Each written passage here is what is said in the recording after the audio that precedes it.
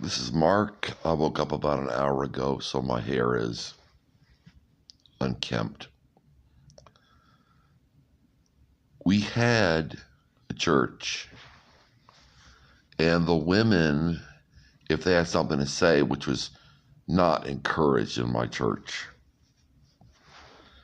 they'd stand up in the congregation and try to speak loud enough so people could hear them.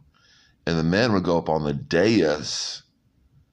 It took me a while to realize how to pronounce that word. The level that's above. It's like a sunken living room, except for it's the opposite. Sunken living room, you step down to go into the living room. The dais is a part that's raised up, the platform. They couldn't go on the dais and speak through the microphone. Why not? Why not? The Bible says, I do not permit, or the scriptures say, I do not permit a woman to teach or have authority over a man. Okay, why can't she address the congregation? Women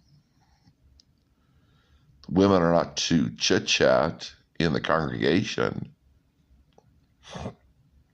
And I won't go into details. There aren't a lot of restrictions on women in the New Testament or in the Old Testament, really.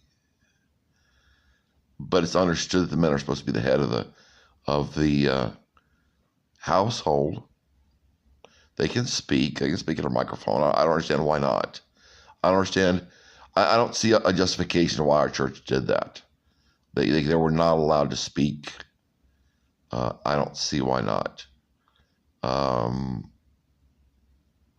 You can cite a verse, I'm thinking of a particular verse, and say, well, this means they're not allowed to speak. They're allowed to speak. You want to argue about that? I don't argue.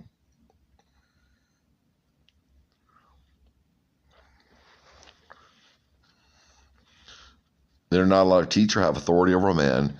And it says the head of the woman is the man. Speaking of, referring to husbands and wives as we would say it. The head of the woman is the man or the husband. Okay? So they're not supposed to be a head of the congregation because the head of every man is Christ. And the head of the woman is the man, or the head of the wife is the husband.